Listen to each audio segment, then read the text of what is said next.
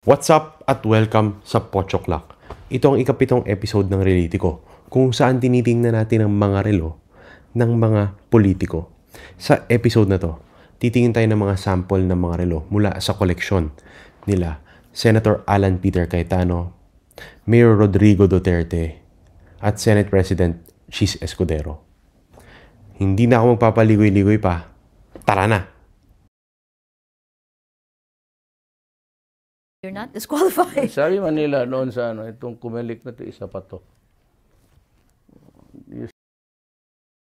Dito sa relo ni Mayor Rodrigo Duterte, ang kailangan nating tingnan dyan, yung case shape niya, pati yung matte finish nito.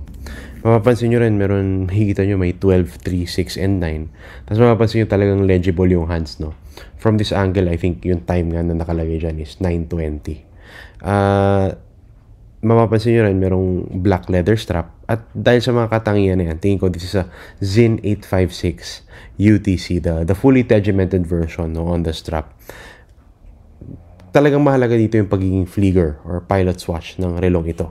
Ang brand na Zin po, no, is the first time I'm featuring this on this channel.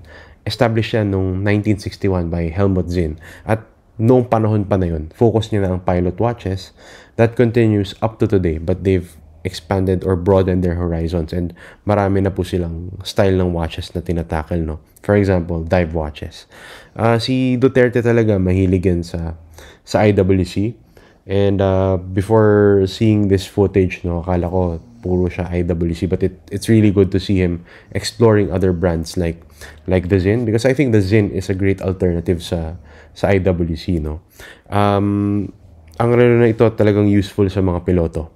Kasi nagtatrack po ito ng second time zone. So imagine yourself moving around, no? Talagang you would have to track multiple time zones. Kaya kailangan po yung, or magandang benefit yung tracking 2 time zones pagdating po sa mga piloto. Ngayon, yung UTC, ang ibig sabihin po niyan, Coordinated Universal Time, which is similar to GMT or Greenwich Mean Time. Ang SRP po ng relong ito, 2017 euros. That's net of VAT. Kaya in Philippine terms, yan po ay 134,000 pesos, around that amount. But you would have to add VAT to get the reasonable amount kung ibebenta po yan dito sa Pilipinas. Ang alternative po na naisip ko is a Timex watch, the Waterbury GMT Pan Am. Naging focus talaga yung Flieger style, which is characterized by legibility at the ability to track 2 time zones. Ang concessions dito, yung level of finishing and yung pagiging quartz ng movement sa loob ng relo. Ang SRP po nito, 19,995 pesos. But right now, it's discounted on Timex Philippines website. I've put the link in the description. I think at this price point, no, sulit na yung GMT na Timex. And having Panam on the dial, which worked with Rolex to create the GMT Master 2, I think this is a great choice for a GMT watch at this style. Complaint na ito ay tumutukoy sa 20th Congress, hindi ng 19th Congress. In my opinion, Mr. President, kasi kahit sumagot ang 19th na there in Dito sa footage nito, no, kay Alan Peter Cayetano, kailangan natin silipin yung case color ng relo. Itim po yan. Mapapansin nyo yung strap din niya itim. Tapos mapapansin nyo merong pushers, kaya chronograph ito. Yung hands niya, kitang-kita. At mapapansin nyo sa bezel ng relo, meron parang white text, no? At dahil po sa mga katangian na yan, tingin ko this is an IWC. More specifically, the IWC Pilot's Watch Performance Chronograph 41 Mercedes AMG Petronas F1 Team. Ngayon, mahaba po ang pangalan na yan. Let's just call it the IWC Pilot's Watch Performance Chronograph. Ang IWC po, kilala talaga yan sa mga pilot's watches, no? As mentioned in prior videos, nag-supply po yan ng mga relo sa German Air Force. At sa mga relong ito po, pinakamahalaga yung legibility, no? On the secondary market, this watch can go for 1 million pesos, but obviously that being expensive, kailangan po natin isipin kung ano ang alternative, no? And in this case, I selected the Seiko SSC 917P1. Yan po ay dahil sa pagiging chronograph ng relo, merong black case and strap, may tachymeter din doon sa bezel. Ang key concession lang, yung solar movement and the quality of the finishing. Obviously, mas mataas po yan pag IWC. Pero may advantages naman, no? Ang solar movement. Parang set and forget po. Hindi nyo kailangang isipin masyado kung gagana ba itong relo na ito today.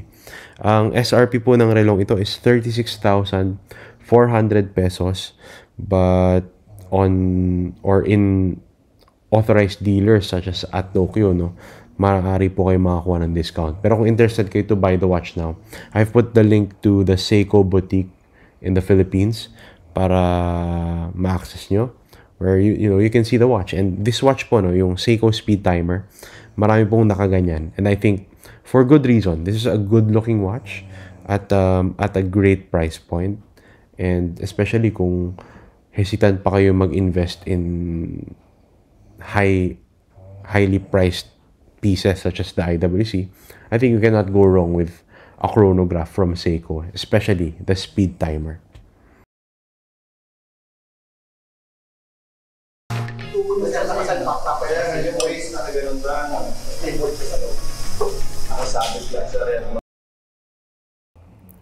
Pagdating po sa relo na ito, kailangan nating tingnan yung white dial niya. At for most of you who watch this channel, no, mapapansin nyo, medyo familiar yung case shape and the integrated bracelet. Basically, I think this is a Patek Philippe Nautilus, no, the 5711 1A-011. Kaya white yung dial niya. I think the Nautilus needs no introduction, other than siguro in this specific case. It's a great choice, no, from Chis Escudero, kasi I think renewal ito ng wedding vows niya with Heart Evangelista. And so I think it's a good choice to wear this watch, no? It's a classy watch that is fitting for an occasion such as this. This watch has been discontinued, no? It's no longer on Patek Philippe's catalog, pero ang presyo po nito pagdating sa secondary market, naglalaro po yan sa 8 million pesos, and that can go higher depending on the year of purchase, pati yung condition nung relo. Ngayon, when it comes to the alternative, I selected the Casio MTP E735D 7AV. Mahaba po ang pangalan yan. Obviously, hindi ko na-memorize, no? Pero ang mahalaga talaga dito, yung case shape niya, kaya ko siya napili. Pati yung dial color nito, I think is comparable. Even the markers on the dial, no? They're quite similar. And probably most importantly, integrated bracelet din ang ginagamit ng watch na ito. Ang key concession talaga, obviously, is the finishing and the quartz movement inside. Ang SRP po nito, 5,400 pesos. You achieve so much of that look without having to break the bank. So I think this is a great choice, especially if you're still trying to familiarize yourself with the integrated bracelet style, or kung hindi pa kayo masyadong comfortable dyan. Amy Marcos, I think you know better than I do. Ayun, nakita na natin ang IWC Pilot's Performance Chronograph ni Alan Peter Cayetano. Nakita na rin natin ang Zin 856 UTC ni Rodrigo Duterte. At nakita na natin ang Patek Philippe Nautilus ni Chis Escudero. Sa tatlong relong ito po, pinakapaborito ko yung Zin 856 UTC ni Rodrigo Duterte. Yan po ay dahil sa uniqueness, no, ng relo na ito. I rarely get to see Zins being used by famous people in the Philippines. At bukod po dyan, yung GMT complication is probably my favorite complication pagdating po sa mga relo. Pagdating naman po sa alternatives, pinakagusto ko po yung Casio. The Casio, looks-wise, achieve so much, no, nung dala-dala ng Patek Philippe Nautilus at a price that I think is quite manageable for a lot of people. Kaya gustong-gusto ko po yung relo na yan.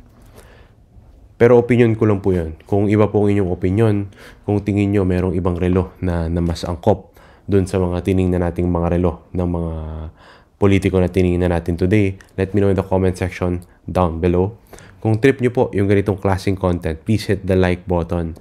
At ipapaalala ko lang po, meron akong ongoing na giveaway. Para po matutunan nyo ang mechanics ng giveaway na yan, please click the link here. And to stay updated about the giveaway, please do subscribe to the channel and hit the bell icon. Maraming salamat po sa oras ng panonood. Laters, yo!